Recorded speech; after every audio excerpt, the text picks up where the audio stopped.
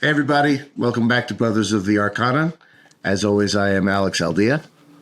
I am co-host Dave Ferrigno, and we're continuing our wonderful education series this week. That's correct.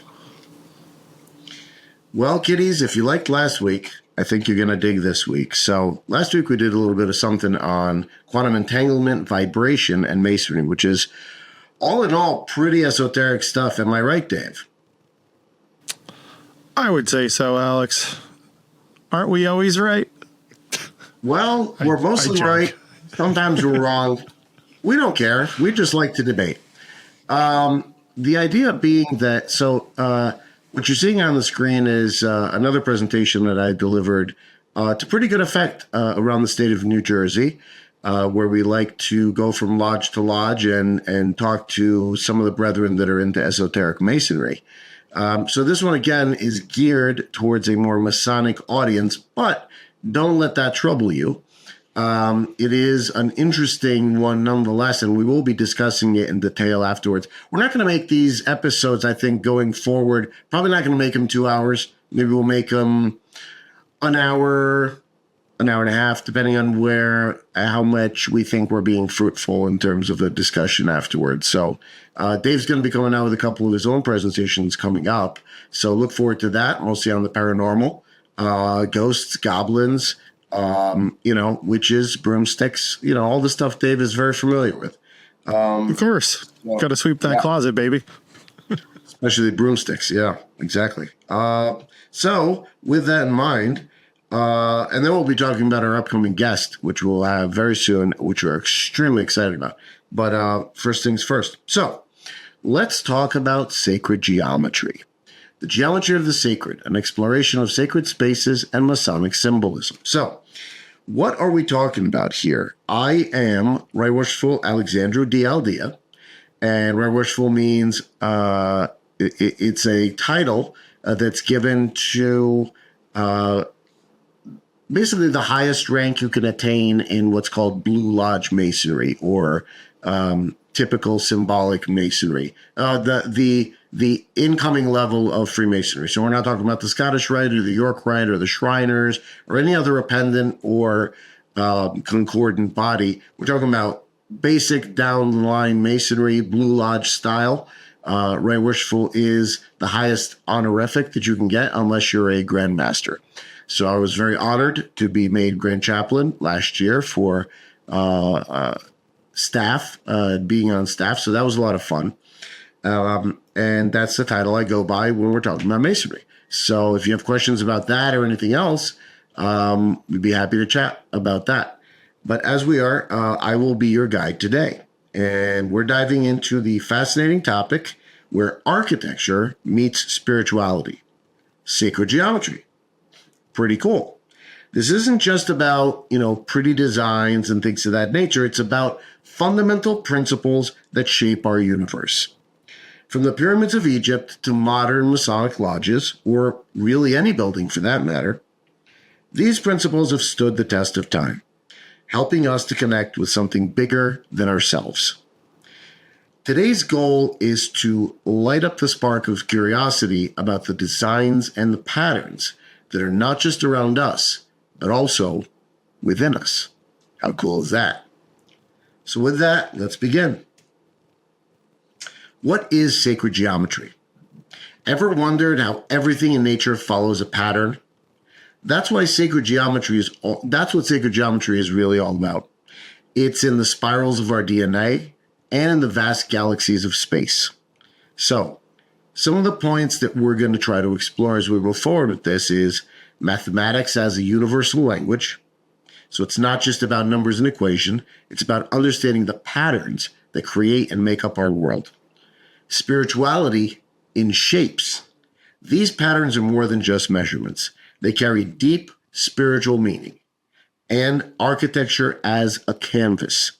Our ancestors built awe-inspiring structures that reflect these geometric principles, bringing the harmony of the cosmos into spiritual and physical forms we can see and actually touch. So let's look into it. The roots of sacred geometry. Sacred geometry is not new. It's ancient. tracing back to the Egyptians and the Greeks, who incorporated it into their temples and their artworks, seeing it as a reflection of divine order. So what does that mean? Spotlight on specific patterns. You can see this is a bunch of different patterns, starting with what's called the flower of life. The Vesica Pisces, which is two circles interlinked, or what we typically called in middle school and high school science a Venn diagram. This simple shape made by two intersecting circles represents creation and duality.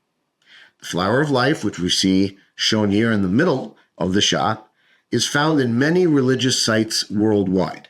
It represents interconnectedness of all life. And finally, the golden ratio, which we just saw in the previous design, this perfect number appears in everything, from art to nature, symbolizing beauty and symmetry.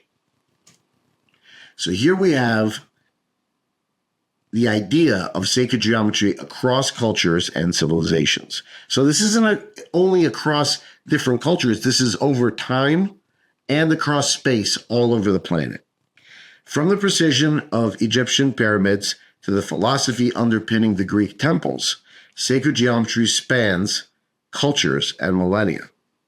So what are we talking about? We're talking about, for instance, in some of the pictures in the lower and upper part, as well as in the right upper part, where you see the pyramid complex itself, Egypt's Great Pyramid, starting with the Great Pyramid of Cheops, the one that's in the central plateau. It aligns with cosmic phenomena. It's a testament to the Egyptians' understanding of the universe. So one of the things that it did align with at one point was Orion's belt. That is a popular philosophy that's getting around the internet quite a bit. Now, Dave, as you know, this isn't the case currently.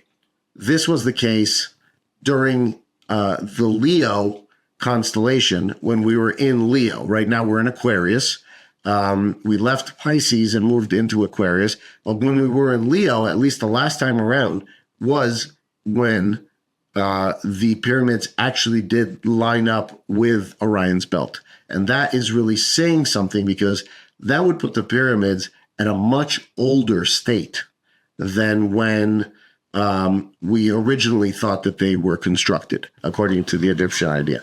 Now, and I may be wrong, so I don't want to speak out of turn. It may not have been the last Leo. It may have been the one previous to that, which would have made them maybe 18,000 years old or thereabouts. So quite a bit older than what we're originally talking about here. Yeah, I've seen some estimates around 10,500 BCE, roughly. Right. Give or take, with the age of Leo, right? And so we're talking about being aligned. Or it could have been the previous age of Leo, which would have been another 10,000 years, thereabouts. Right. So, we're talking about other things like water. So Randall Carlson, who will be coming on the show, and we're very excited to have him, hopefully very, very soon. Just we need to work out our schedules, talks about his water theory of the fact that water existed and eroded many of the stones of the pyramids, the Sphinx itself, the Sphinx's temple, and so on. So what we have is, yes. One thing to note there, Alex, I believe the Leo prior to 10,500 BCE was about 36,000 years ago. Or, because I think it takes about 26,000 years, to go through the zodiacs and such. So with that being said, I think it was 36,000 BC roughly. So I think there's some hypotheses and alignment out there that there probably was a pre-civilization. And we'll get into that later. I apologize for interrupting. It was definitely before the Wawa. I think maybe it was in the era of 7-Eleven. We're not sure, but somewhere in that. Maybe, or some of the Quick Jacks, Possibly even a Crownzers or two, but we don't know. It's a long time ago nonetheless. And when we have Randall on the show, we'll get much more specific into that. But I digress, and we'll return back to, so as you see, as we said, these ideas, these patterns are created and captured, crystallized, if you will, within Egypt's Great Pyramid, within the Greek Parthenon, which we have down at the lower right-hand portion, where you see the huge statue of Athena, and finally in Mayan temples, which we will talk about later, and just absolutely fascinating to see how they've been able to stand the test of time. So, sacred geometry and religious structures. Now, Dave, for one, is very familiar with this particular building. So I myself was master of this lodge, which is Congdon Overlook Lodge number 163 of Free and Accepted Masons in Bernardsville, New Jersey. In fact, I was there earlier today working on the piping system. And this is a lodge that was built as the first Congregational Church of Bernardsville, which is really, really cool. From 1910 to 1928, it functioned as an ongoing church. In 28, they decided to move to another area, and they sold the building. It was deconsecrated and sold, and the Masons, who were down the street, decided to buy it. And they've been there since 1928. Now, as I said, it is a deconsecrated church. However, they left, for some reason, they left the bell and the belfry, which we get to ring whenever we like. And it really freaks the town out, which is kind of fun. But ideally, most Masonic lodges are not designed from old churches. They're usually designed for a different symmetry. But what we find as we look inside the main Masonic building and into the lodge room itself on the right-hand side is we see the top of that Vesica Pisces. So if you will, try to imagine two circles intersecting. They meet at the center of that picture, and you can see and you can feel the two halves of the two circles as they intersect. The beginning and the top of those flying arches and the top of the church is seen. The bottom half is implied. So what does that mean? That means there's a lot to be said for church architecture and the way that comes about. So what happens is the rest of the Vesica Pisces, the bottom half, is really the made up out of the parishioners. So what it's trying to tell you is that there are two circles that are intersecting, the mortal or the physical and the spiritual or the divine. Those two are coming together in that building. And that the architecture of the building is there to show you that union. It also is there to show you that only half the union is produced by the building. The other half has to be produced by the parishioners. So it's the spirits of the people entering the building, using the building, that flow heavenward. If this was an Orthodox or a Catholic structure, you may have incense. You certainly would have candles. Even in a Masonic lodge, you do have candles, and sometimes you have incense, depending on what is being done in the lodge that day, or if there's some sort of presentation or other things that are happening. So what you find is the following. Sacred geometry has been a key tool to creating spaces that uplift the spirit, right? So talking about the idea of creating an avenue and a portal through which the prayers of the faithful raise up to heaven. And the architecture reflects that through harmonious proportions. So many spiritual buildings use the golden ratio or something like a Vesica Pisces to create a balance that feels both uplifting and grounded. Symbolic design elements. So geometric shapes like the Vesica Pisces are used to focus spiritual energy and meditation. And purposeful symmetry, which reflects the balance of the universe. Symmetry in sacred architecture helps us feel a sense of order and peace. So let's focus on the Vesica Pisces for a second. We see it on the right-hand screen there. An ancient symbol of the divine feminine and the overlap of two worlds, the earthly and the spiritual. Now, we look at it and we say, well, it looks like an eye. It can look like a gateway. It can look like, for instance, female genitalia. It can look through these various iterations, and you see it in most spiritual, religious, occult symbols, and many other places that want to accentuate the idea of a gateway between life and death, right? So it's only right that it also talks about female genitalia being literally the gateway of life.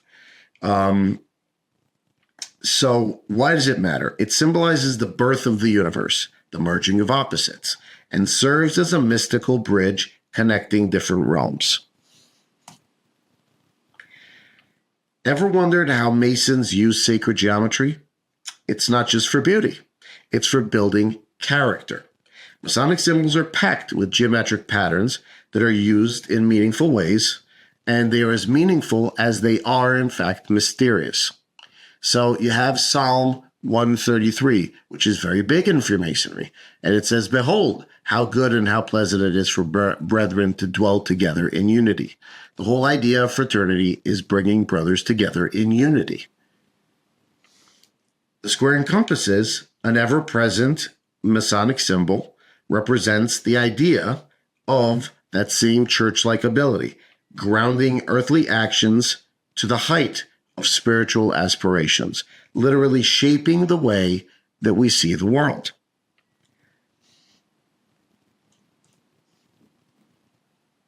Masonic rituals are more than just traditions.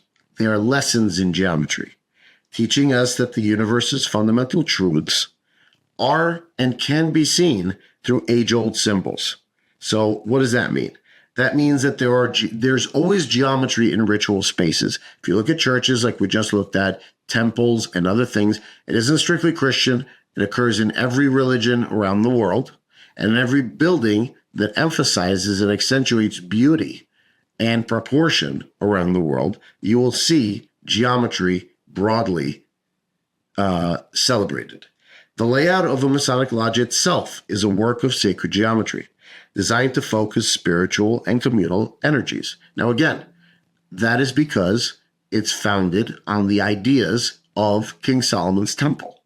So it has some of the ideas, some of the proportions of that temple, and some of the ideas of every temple, of every religion that was able to be brought to bear, that creates that specific focus.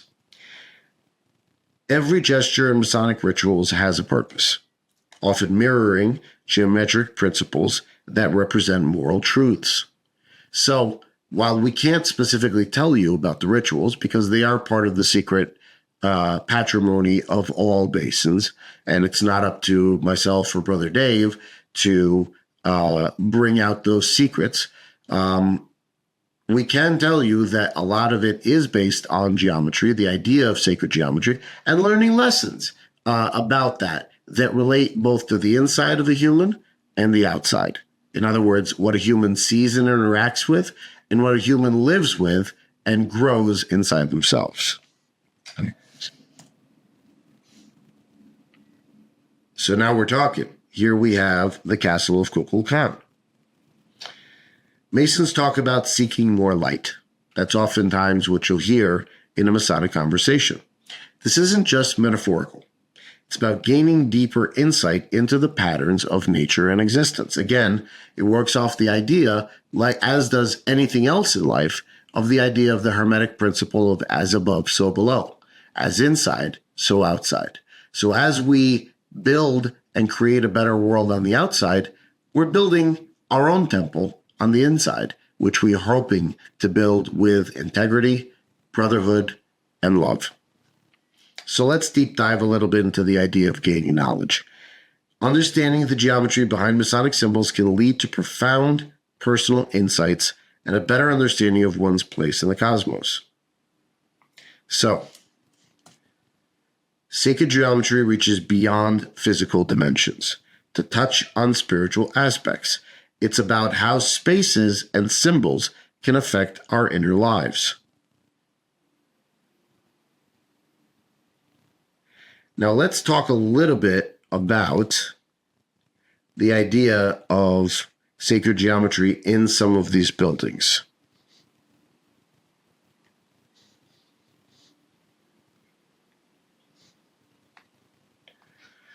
As we sort of move forward, we're going to have the idea, so to speak, of why these buildings are all very, very different. And one of the ways that happens is through the idea of Let's see here. I believe I have. Okay. So what we have here is the Taj Mahal. The Taj Mahal is a clear tomb. So I'm not sure how many people know that, but it's actually a tomb as regards one of the Mughal emperors in India, and it was created to bury his beautiful bride, which unfortunately he lost. So, let me just get to my space here. Dave, do you have any questions in the moment? Well, I wouldn't say I have any questions, but I think an important concept for Masons and non-Masons alike is look at the contemplative practices. There's symbolism, right? But that symbol is beyond the meaning that you just see on the surface. And it's philosophical, it's spiritual, it's moral. And, you know, whenever you're looking at these symbols and things that Alex is talking about here, you really want to reflect on that. You want to meditate on it. And you want to understand how can that help you achieve your spiritual awakening. And we'll get into that. You know, if you reflect on Metatron's cube or things of that nature, it truly has a lot of undertones and moral lessons, really, that you can learn. Agreed. So getting back to the Pyramid of Kukulkan, because I want to speak a little bit more on each of these. It'll make the presentation a little bit longer, but I think it's very important. So the Pyramid of Kukulkan stands as a testament to the understanding of sacred geometry and astronomy in Mayan culture. So what does that mean? That means that each of the pyramid's four sides has 91 steps.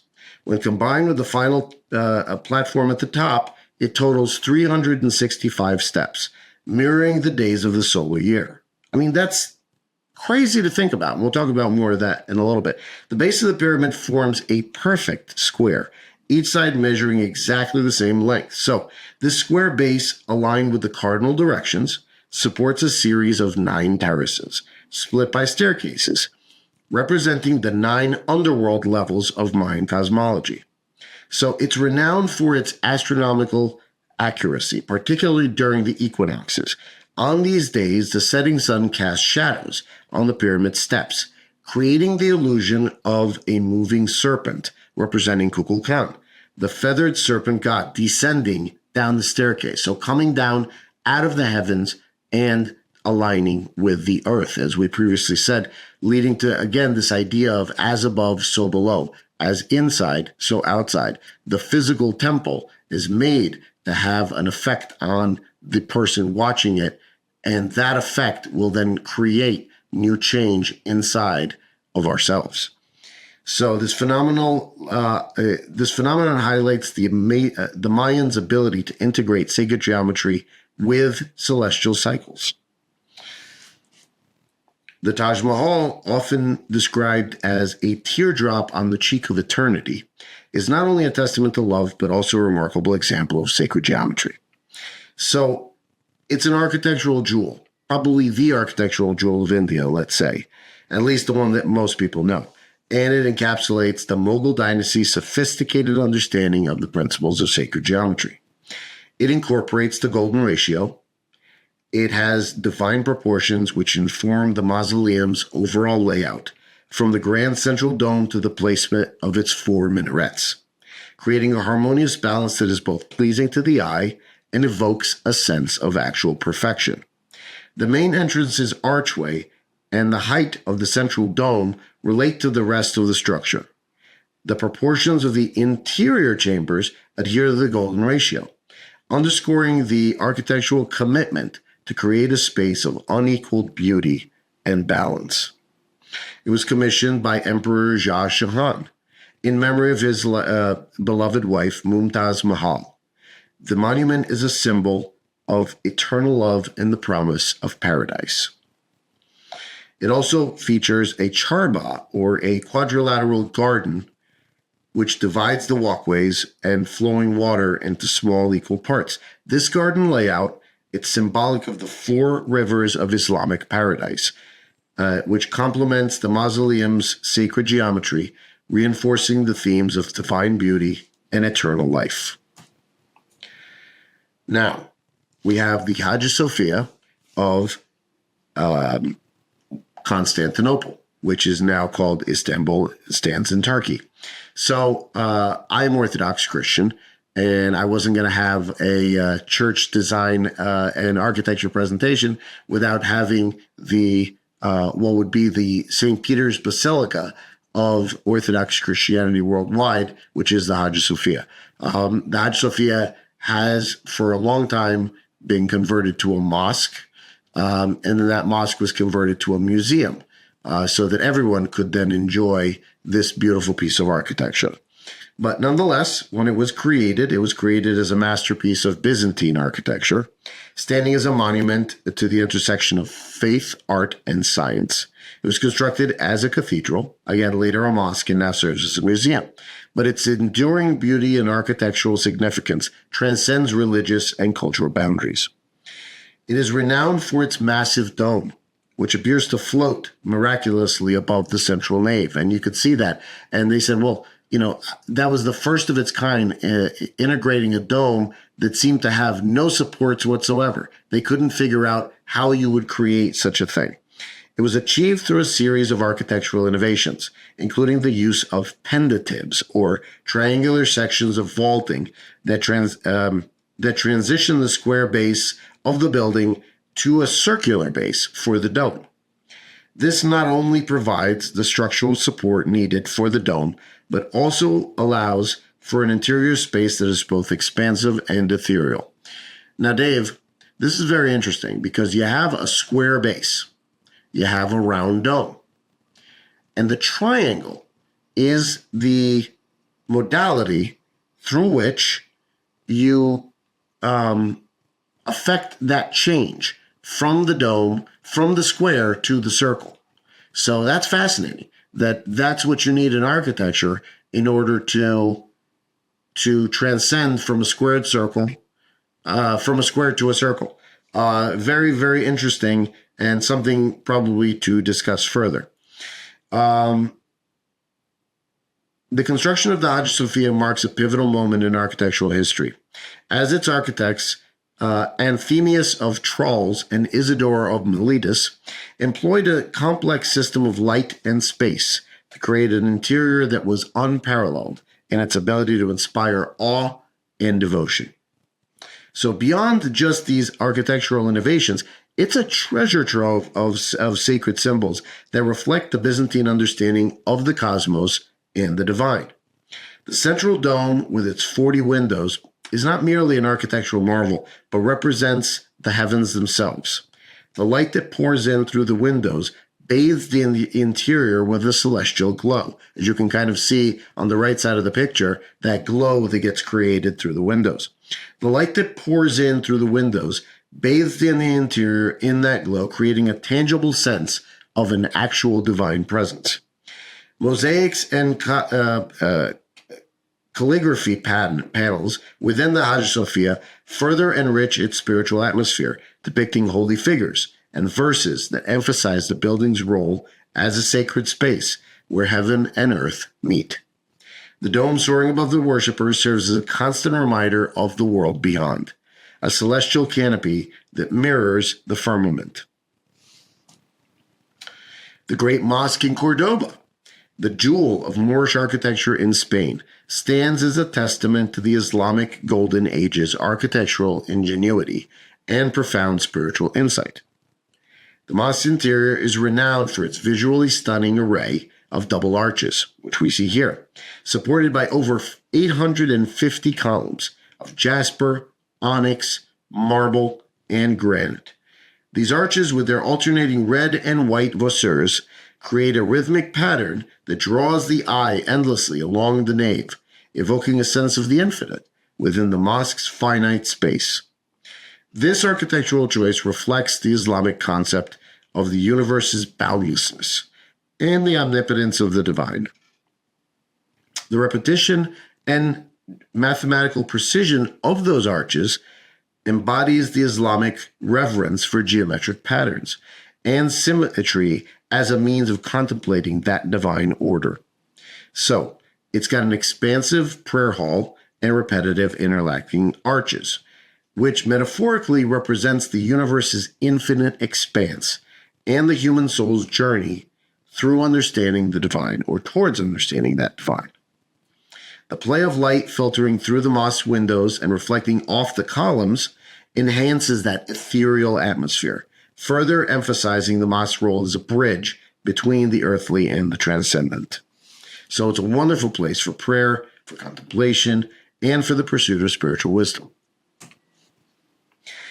Borobudur Temple, the world's largest Buddhist monument, is a testament to ancient Java's spiritual aspirations and their actual architectural ingenuity. Conceived as a three-dimensional mandala, Borobudur represents Buddhist cosmology's physical, aesthetic, and spiritual universe in stone. The temple structure is sophisticated as an embodiment of the Buddhist mandala, a symbol representing the universe. Its base is a square, signifying the earthly realm, divided into 9 platforms, 6 square and 3 circular, topped with, again, that central dome. This architectural progression from square to circle, again, we see that, symbolizes the journey from the material world to enlightenment. Each level of Borobudur is meticulously carved with narrative reliefs and adorned with statues of the Buddha, guiding pilgrims on a visual and spiritual journey through the life of the Buddha, the teachings of Buddhism, and ultimately towards the attainment of their own nirvana. So as you're following the Buddha's path, you're literally following the Buddha's path on the inside. You're having your own spiritual journey as you're having your physical journey. It's really fascinating. It invites pilgrims to embark on that spiritual ascent, on that symbolic walk through its corridors and ascending its terraces in a clockwise direction, mimicking the sun's path. This path, known as a pradakshina, is a meditative journey, with each step upward bringing the pilgrim closer to a spiritual awakening. The architectural layout, combined with the narrative and decorative program of its relief and statuary, serves as a three-dimensional textbook of Buddhism, encapsulating key aspects of its philosophy and ethics. It's surrounding by 72 open-work stupas, each housing a statue of the Buddha. Really, really awesome, beautiful, and architectural. So the harmony of form and spirit. Sacred geometry is the foundational blueprint from which sacred space is conceived and constructed. Through its divine proportion and symmetry, architecture achieves a deeper resonance with spiritual teachings, reflecting the cosmos' inherent order and harmony. The architectural wonders we have explored, ranging from the grandeur of the Pyramid of Kukulkan to the celestial dome of the Hagia Sophia, demonstrate how ancient and modern builders alike have harnessed sacred geometry to create environments conducive to spiritual reflection and enlightenment.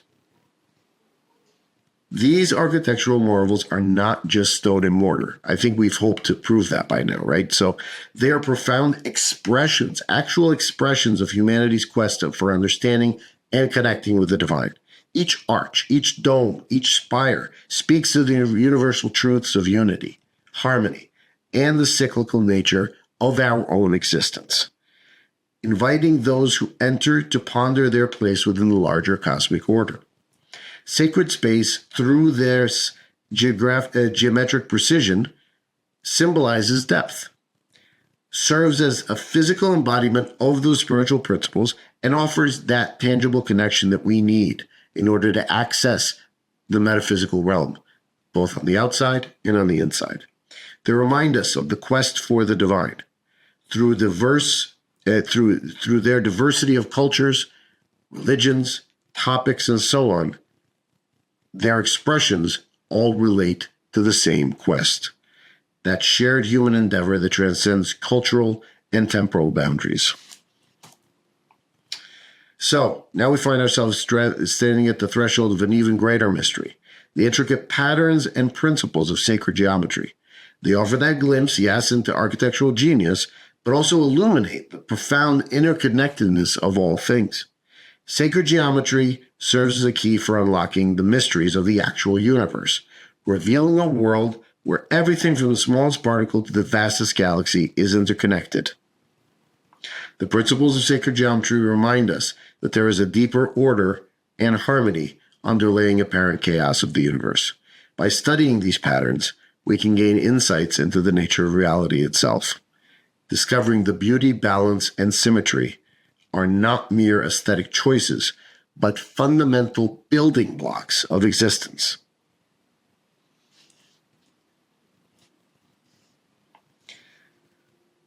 So, our own journey through the realms of sacred geometry, architecture, and spirituality has unveiled a tapestry of interconnected wisdom. We see that, right? We see it in religious iconography. We see it in the ideas of Freemasonry, brotherly love, relief, and truth. We see it in the Vesica Pisces of New Age religions. We see it in what you can do with a square and a pencil, or a compass and a pencil, which you can draw geometrically with those symbols, and how those types of things starts to equate. We see it even in St. Peter's Basilica, as you can see equated in Rome, where you see a clear Vesica Pisces that gets directed. So, what do all these religions know? What does science know that reflects religion? And how do the building blocks of life go towards figuring all of that out? As we conclude our exploration, it becomes evident that sacred geometry is much more than just scientific curiosity or an artistic motif. It is universal language that speaks to all that deep interconnectedness among ourselves. So before I get there, so this ancient knowledge is encoded in structures we build, the rituals we practice, and invites us to see beyond the physical into the realm of the metaphysical, where patterns and principles reveal the inherent unity of all things. The study of sacred geometry thus emerges, not as an intellectual pursuit, no, but as a spiritual practice, a means of aligning ourselves with the rhymes of the universe and the rhythms of the universe, and to appreciate the beauty and complexity of creation. So, in our journey through the intricate interplay of sacred geometry, architectural marvels, spirituality, and Masonic teachings that we're able to bring to bear, we have drawn upon a diverse range of sources to illuminate the profound connections between these places. So here are some of the sources that I used for this presentation. And of course, I would like to give credit where credit is due. So these are here for your thoughts. Feel free to jot them down. Feel free to do your own research further if you would like. And now we will move on to questions and answers. Could you jump back to the other slide with the square and compass real quick? There, yeah. So I just wanted to point something out to the listeners. If you happen to be a Freemason, not giving away any secrets or anything here, but it's often said, what is light? And the funny thing is everybody has its own interpretation or whatever else, but at the end of the day, we talked about this with Chuck Dunning. Yes. It's really just becoming more aware, raising awareness, right? That's all light truly is in some aspects. Now, obviously, there's other things. We've had a discussion with Eric Mattson about how there's patents that you can create things from light. That's a whole other topic. That's correct. But one thing I wanted to point out with the square and compass, if you are a Freemason, and I kind of alluded to it before, but I just want to rehash it. So when it comes to symbolism, there's contemplative practices, which refers to, a deep reflective consideration of a symbol's meaning beyond the surface appearance, right? So we often see the square and compass representing Freemasonry, and a contemplative interpretation goes well beyond the literal and practical function, right, of a symbol, and it really seeks to uncover your philosophical, spiritual, or the moral significance behind it. And it involves a meditative and introspective process in which you need to reflect on how that symbol relates to your inner life, universal principles, broader truths, I should say. In this sense, a contemplative symbolism really does encourage us to explore how symbols can point to the higher realities, with spiritual insights, ethical values, or existential questions. And I will just point out, in Freemasonry, the square and compass are not just working tools, but are contemplative representations of moral guidance and spiritual discipline. The act of contemplation helps us to unlock the deeper teachings embedded within the symbol, offering lessons of personal transformation and understanding. Therefore, the contemplative meaning of the square and compass is really rooted in balance between physical and spiritual aspects of our lives.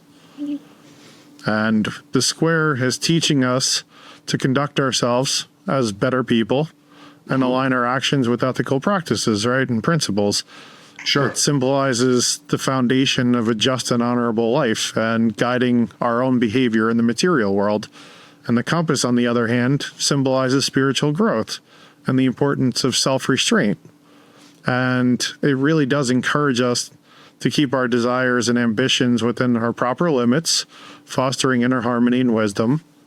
And together, those two, the square and the compass, serve as reminders of the duality of existence between the material and spiritual, like Alex was talking about the Hermetic principles earlier, and the need to harmonize both of those, right?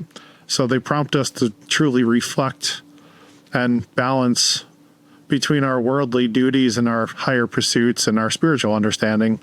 And, we just want to point out that it's important that you do this on a regular basis. And I want to segue now into a Q&A session where I would say to Alex, so, Alex, has your understanding of sacred geometry changed the way you see the world and you approach your own spiritual journey?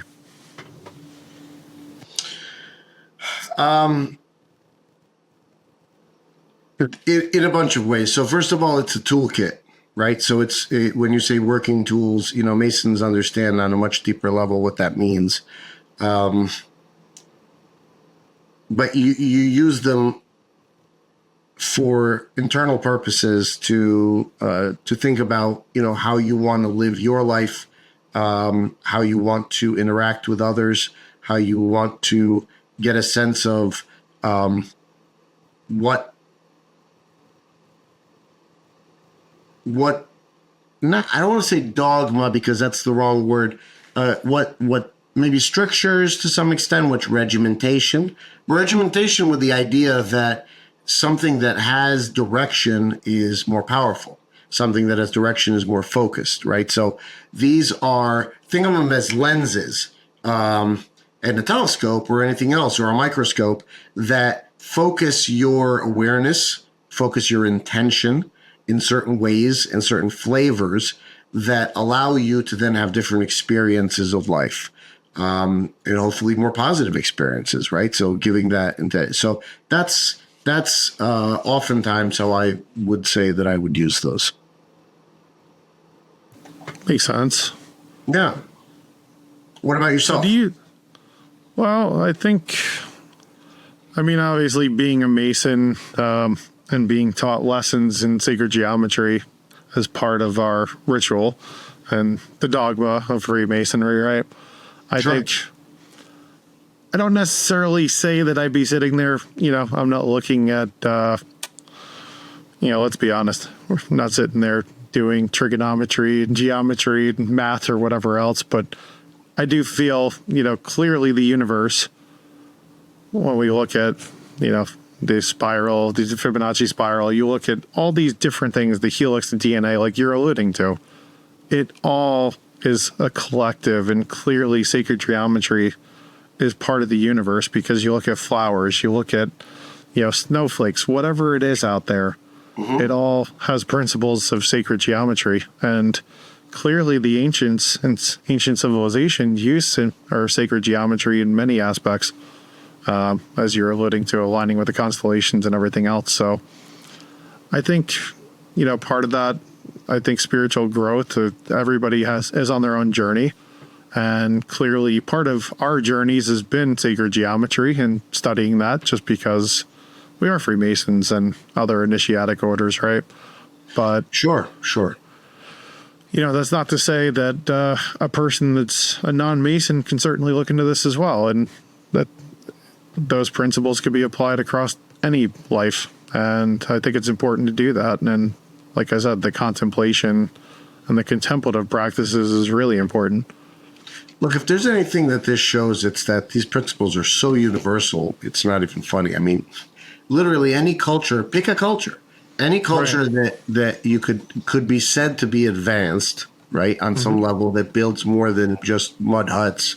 And I'm not discriminating in any way there. I'm just saying you could see it more clearly. I'm sure even mud hut level cultures build certain things and certain geometrical principles as well, but it's just so much easier to see it in stonework, let's say. Oh, sure. But you're absolutely right, because when you look at the parallels between Egypt, ancient Greece, the Romans, Gothic architecture, I mean, there's a lot of connections to obviously Masonic philosophy, but also just the world's philosophy, right? And I think when you look at Rosslyn Chapel, King Solomon's Temple, a lot of the Gothic cathedrals that have been built, clearly they used a lot of geometry in those applications. So it wasn't just, that's a physical structure, but we're also built from ancient geometry, right? Right. I could have gone into Rosslyn Chapel, but that's a presentation sort of unto itself, really dealing with more Templar discussion. So, we'll save that for another presentation, another time. This is more the broader understandings of sacred geometry. And you can just see, I mean, honestly, all these ancients did was try to reflect the world around them, right? So they're looking at spiral things, as spiral shells, spiral. You see the flower of life reflected within even a sunflower or cactuses of different kinds. You see the golden spiral reflected there. And so it's, or a hurricane as it flies above, or a whirlpool in the water. Then they took that but what they did when they did that was they maintained the beauty of God's creations. I will say that if you look at totalitarian architecture for the most part, without necessarily trying to get too political, but you will find it ugly. You'll find it without beauty. You'll find it without balance in many respects. And you'll find it with different things to say, the imposition of power, the imposition of influence, the imposition of trying to reduce man. Let's say if you look at, in Romania, communist architecture of living spaces was basically meant to reduce man to some sort of a mouse on a wheel. It's without personality. It's without distinction. It's merely a box to live in, created out of concrete, as unassuming and as uninteresting as possible. And it reflects the understanding that they had as to what the individual person is capable of, which is really not much. So, it's funny you say that, because I feel like sacred geometry definitely bridges the gap between science and spirituality. But then I was actually going to ask you, do you believe that modern technology and architecture is it still incorporating sacred geometry, or has that been completely lost over time? I don't think it's completely lost. In fact, what you're seeing is when you have something of beauty, even in the virtual space, it's incorporating sacred geometry. However, there are, and my friend who's an architect, who hopefully will also be on the show, has said many times that he feels that modern buildings, modern habitats, and so on, are not looked at in the idea of they're meant to be disposable. They're meant to be put up and destroyed quite quickly. They're meant to just be put up quickly so that you can make money on them. especially with real estate being at such a premium these days, and not there not being so much living space, at least in the northeast of the United States, where we are now. And so you start to encounter just, here it is, here's your supply of living spaces, X amount or whatever it is, not with a keystone over the door, not with understandings of what proper arches are or how beautifully, I mean, with sound architecture, sound engineering principles, they're not going to fall down, but where they may. Yeah, it's interesting, isn't it? Because you go everywhere, and now you go to any town USA, right? And everything looks identical. It's like you could kind of blindfold somebody, stick them somewhere. Most places, they practically look the same. Now, granted, if you're in the southern states, you might have, different concrete structures or roof just because of the hurricanes and things of that nature. But it is kind of sad and pathetic in a lot of ways. And, I look at even, like they knocked down the original Penn Station, right? It's like you look at some of the pictures and it's just like, it was beautiful. Well, Grand Central, it still is so beautiful, right? So it is, yeah. But it's just amazing because, that's one thing I love about going to Europe and other places. It's like they appreciate history. I'm a history buff, so it's like the fact that they've maintained their historical buildings and things. Here, it's just like, not brand new, knock it down. It's crap. And then they build a square box on top of it, and it's just like, was that better? Obviously, it's better to maximize their profit. The Monroe Doctrine in New Jersey with the whole affordable housing crap. We won't get into that, but it's just, I think modern day is just necessitated in some cases that they do this, and I don't think there's the skilled labor that they used to have. I mean, you look at some of these old mansions and everything. Like I was just up in Rhode Island back in December, and you look at the breakers. That mansion, it's insane. And they estimate it's probably worth about $700 million, but the intricacies and the art and the inlays and everything, it's just incredible detail. Well, that one, the Biltmore, I mean, and that's just talking about American stuff. But if you look at, for instance, even a newer city like LA, LA for a big part of it has Spanish Art Deco. It has, regular Art Deco. It has many other things. And then as you leave LA, you start going into the valley. For my money, it looks a whole heck of a lot like the rest of the country in terms of strip malls and everything else. The minute you leave the cities, you sort of lose the soul, in a sense, architecturally, I mean. In the New York area, you have older architecture, which is beautiful and Victorian,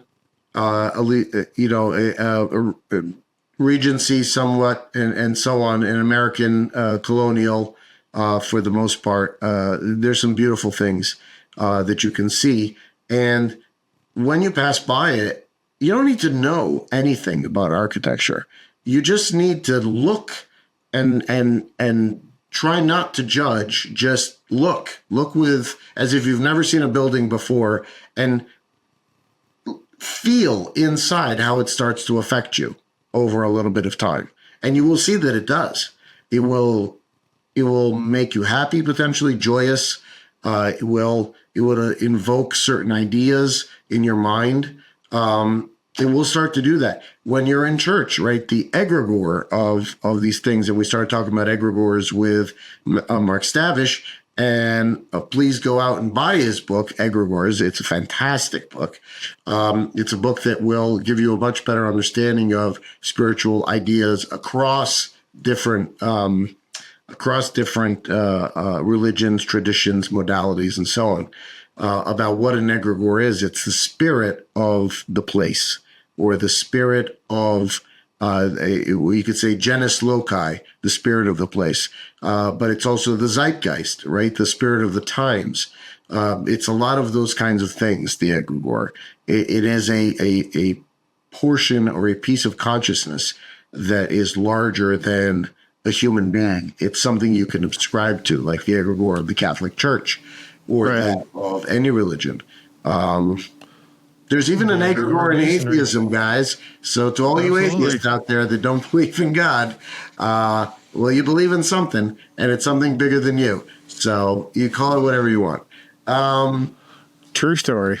But yeah, and it's interesting because you're right. When you look at some of these, I mean, especially in some of the older buildings in New York, and granted, they don't compare to some buildings around the world with age and whatever else, but just looking at the embossed or tin roofs and, those, the decorative patterns that they have and like how they stamp these metal sheets. And then, you look at some of the French Baroque and, ceiling frescoes and wood carvings and everything, like tapestries in old buildings. Like, it truly is gorgeous. And you wonder, it's like, well, how are people so talented before? And now it's just like, all right, let's just get out a nail gun and staple up some molding here. It's like, and that's considered decorative. It's just like, where did we go wrong? It's kind of like you had some of this beautiful imported Italian marble or Roman and Byzantine styles in the past. And, it's like these frescoes and other stuff, right? And even like, I always love looking at some of those memes online where you see it's just like, at 18 years old, it's like Leonardo da Vinci did this and Michelangelo carved this statue. It's just like, well, you're talking about Leonardo and Michelangelo. Dude. I mean, come on. You're talking about some of the people at the very height of the Renaissance that reignited the light in Europe, in essence. Yeah. I mean, you're 1,000,000% right. We have, as a culture, and I'm sure Danny, our friend, could tell us as an architect, or our friend Cotter could tell us that they invented disposable things. They invented things that people could live in. They didn't care how people lived. They just cared that they lived, and that, as long as it could be made warm, cheaply, and quickly, or, where it's warm on the in the winter and cool in the summer. And it works with HVAC systems. HVAC systems, I think, did quite a bit to change the way the architecture works anyway. So the idea is that, so here we go. I love the howling over there. Yeah, you get the howl. It's like, what do you got, some crazy dogs? That's the joys of apartment living, my friend, the joys of apartment living. Of course. Show gets very successful, and we move into a mansion for one. We'll shoot the show going forward. Speaking of beautiful egregores and architectural principles, so the Northeast is really amazing for things of that nature, because what you have is certain eras. It's an older part of the country, so it maintains certain eras. If you go to Europe, you have even greater possibilities going much further back. But what you find in America is the fact that potentially there have been previous civilizations here that we never really took into extent. We always talk about Europe as the old continent and here is the new world. But, there's things coming out and figuring out right now that seem to belay that, and saying that there were people living here before this whole idea of migration through the Bering Strait and then down. So, I wonder what type of architecture and what type of religions and iconography and so on they may have had at that time. Yeah, that brings up a great point, because if you ever watch Graham Hancock's Ancient Apocalypse, I know season 2 just came out. And hopefully we'll have Graham on the show at some point. Yeah, looking forward to that. He's super busy and, constantly traveling and filming and such. But with that being said, there's clearly signs of ancient megaliths here in the United States. Oh, yeah. It's truly interesting that we've just kind of swept it under the carpet, right? And, when you look at even, we talk about, obviously, Newport Tower and the Kensington Runestone with Scott Walter. It's like the Templars were here, clearly, and, that's not even going back too far, but that was before Columbus came, and that's a whole other topic. It's like Columbus went to the Caribbean, but somehow discovered us, right? Well, that's a funny thing to say. I mean, Yes, he went to the Caribbean. Magellan went to where he went to, the Philippines, and that was that for him. There's a lot of discovery, a lot of uncovery right now. It's very interesting what you're talking about, because you have, and this was said recently, the idea that things were not. A lady asked an AI to talk about who invented who. Did we as humanity invent AI, or did we discover AI? And the AI came back with an interesting concept. It posited that, in fact, it was waiting to be discovered. It had always existed, as everything always exists, and that it was waiting to be discovered by somebody hitting the right vibration. Just like electricity was always waiting to be discovered. It had to hit the right vibration culturally, where it would catch fire, so to speak, and then come into the popular consciousness, so all of these things are stored on the blueprint plane, if you will, in the Akashic Records. That would explain why the Akashic Records, in fact, have everything for all time, because if everything always exists, it's just not on the right vibration at the moment. That's how we get to have, maybe it's vibration really that creates the time-space matrix that allows us to enjoy this existence moment to moment. Because, if there really is no time and there really is no space, then everything exists all at once. And of course, the Akashic Records is maybe where it all exists. Yeah, and that's one thing Eric Mattson alluded to, is that time is not linear. So, when people talk about time travel or whatever else, we see it as linear, because obviously as the moments tick by, as you watch this podcast episode, time is going by on your clock. Yes, it is. But from a physics perspective, and quantum realm, it's actually not. It's not linear. And it's kind of interesting because, and I don't want to get off of this sacred geometry realm too much, but, you look at in the United States, it's like there's the America Stonehenge right up in New Hampshire, right? It's about 4,000 years old, they claim. There's also the petroglyphs, I believe, in North Carolina, I want to say. The Newport Towers, obviously, we already talked about that, There's also the Serpent Mound that Graham Hancock covered on Ancient Apocalypse, which it's season one, yeah. They think it was about 1,000 BCE, maybe, that was created. There's also, if I remember correctly, there's some mounds in Louisiana. I don't remember exactly what they were called, but I think those were dating back to about 3,700 BCE. And then, if you really get into, we talked about the Ica stones. It's discovered in Ica, Peru. Now, granted, people claim that maybe local farmers carved things and they claimed it was a hoax just to sell to tourists. Who knows if that's actually the case? Because some researchers actually did say, some of the stones were actually authentic. And, in that case, you had dinosaurs with people riding them, so you kind of question that. But then you also look at, there's also the fossilized footprint that they found in, the Paluxy River in Texas, right? Mm-hmm. Where it looked like there was a human footprint next to a dinosaur footprint. Now, they claim maybe it's erosion, maybe it was just a forgery. It's like, who knows? Like, obviously. But clearly, you talk about like the Zapata track in, Mexico. I think they said that was like 40 million years old in volcanic rock, right?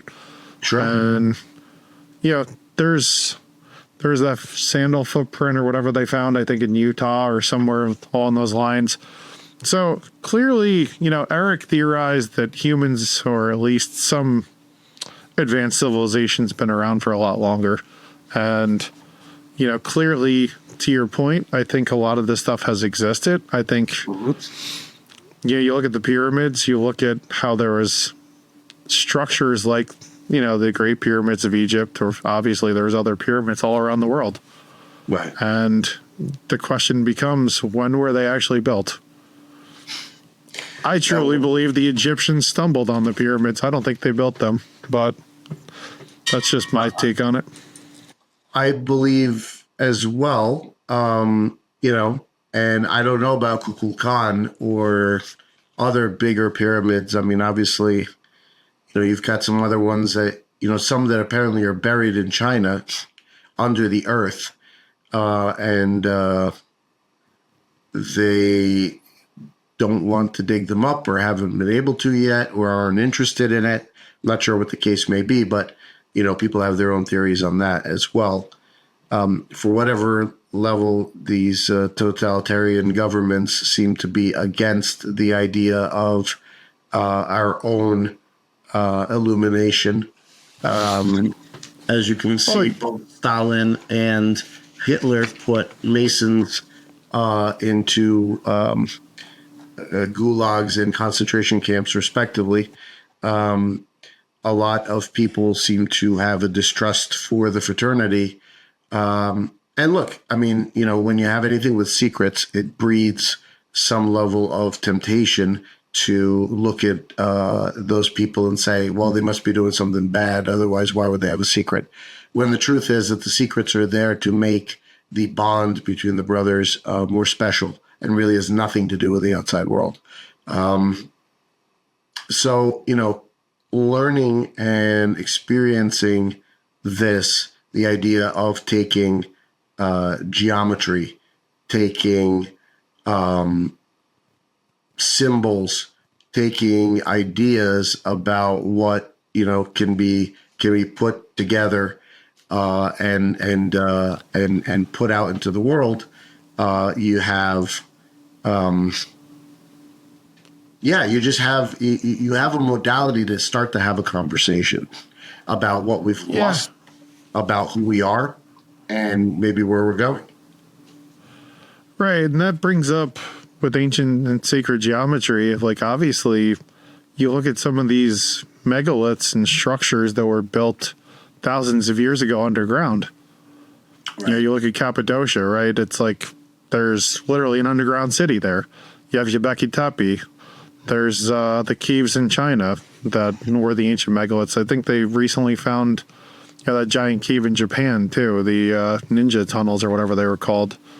But there was also, you know, just these gigantic subterranean structures. And it's just like, how the heck did they build this back at a time when there wasn't, you know, heavy machinery that we have today? You didn't have cranes, you didn't have whatever else. And then even when you look at Machu Picchu, you look, you know, clearly there's so many different structures around the world. Corral in Peru, I think it is. It's like, you know, Stonehenge. And everybody talks about, did they actually build some of these structures by levitating the rocks through vibration and frequency, right? Without doubt. And look, you know, Hogan talks about this when he came on the show. Mm-hmm. So did Scott Walder. So did a bunch of people. You know, when we had Brian Bowden on, he's talking about vibration and frequency being responsible for Sasquatches merging into balls of light that somehow get out, or them stepping through a, in essence, like a looking glass. Well, yeah, since they're like interdimensional beings, right? And Bowden explained that's why pictures of Sasquatch are always blurry, because they're actually coming in and out of this plane. Yeah, it couldn't be the fact that you have a 10-foot monster right in front of you and you might be shaking the camera. I'm sure it's because they're coming out from other planes of existence. But I mean, I'm sure your hand's rock solid. Hold still, smile, say cheese, Bigfoot. As it's throwing a boulder at you. It's like, no, it's cool. I'm good. I would dodge that like George W. Like dodged that shoe that they said, wha. Yeah. Well, if you could dodge a wrench, you could dodge a ball or dodge a rock. You could dodge, yes. If you could dodge traffic, you could dodge a ball. Let's do the dance of the dog. Speaking of the dance of the dog, we're about to have our first female guest coming up pretty soon here. We are. Let's talk a little bit about that as a. Yeah, we're gonna get tit faced with Lauren Farrell. That's a euphemism. Yes. Yeah, so Lauren's actually the owner of Juicy Tits Vodka. She also owns a company called LFNY. She used to make game day handbags. So she actually made stadium-sized, purses for women.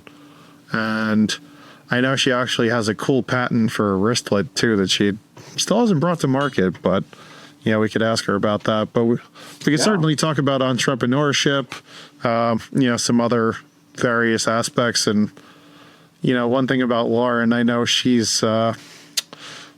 could definitely get into the conspiracy theory realm, which we try to stay away from on this show solely because we don't want to get shadow banned from the internet. Not because we're not interested in talking about it, because trust me, we could go down that rabbit hole any day. Oh, yeah, big time. But at the same time, we're also, we want to be less conclusory and more stirring of debates, right? Which is really why, because we're not here to take a side necessarily. We're here to foster debate and growth. As I've said, and Dave knows, I'm a big proponent of the men's movement coming from a fraternity, and the idea of how men can become better men in the modern day. There's a talk about toxic masculinity, other things like that, which some people agree with, some people don't. We can certainly talk to Lauren about that. She has an interesting idea in the way that she markets her vodka with getting tit-faced and the Juicy Tits vodka and all that kind of thing. That's part of her marketing brand, right? So it's interesting. It's fun. It's irreverent, and it sells. Sex sells, right? Yeah, so absolutely. Sex sells. So it's a really good, really cool idea. And I saw an X yesterday. Actually, there was it said that OnlyFans models last year made more money than the entire NBA collectively. Well, there's something to be said for that. I mean, spectator sports being what they are, both on OnlyFans and in basketball. I guess they don't sell live tickets, but although maybe not, they do. but I don't know. I don't put it past anybody these days. I have no idea, but the fact that it was a pretty big payout, and then I'll bet. And then you got our only fan here. I always joke around about that, but we appreciate our audience, and obviously, we've been doing a little bit more Masonic in 2025. Part of that, honestly, is and we're very good friends with them. But our former Grandmaster in New Jersey told us, if we're going to talk any Masonry, please run it by him first. Right. Whereas our current Grandmaster, also friends with and great person, he's a little less stringent on that front. And, obviously we're not here bashing anything or anybody. Oh, no. But we want to wade into some of the very cool topics in Masonry. And there'll be more history, art, religion, tangential ideas to that. Again, sacred geometry today, vibration the last time around. So, that is something we're very, very interested in. So until next time, unless you want to add any final thoughts, Dave, I am Dave Ferrigno. Thank you for joining us today. God bless. Definitely keep us posted if you have any feedback or would like us to discuss any particular topics. We're certainly going to be getting tit-faced with Lauren. We're going to have Eric Mattson back on in probably a month or two when he is back from doing the extra large telescope, as well as some other guests. So it should be fun. Absolutely, my friend. Okay, very good. So we will see you next time. Take care.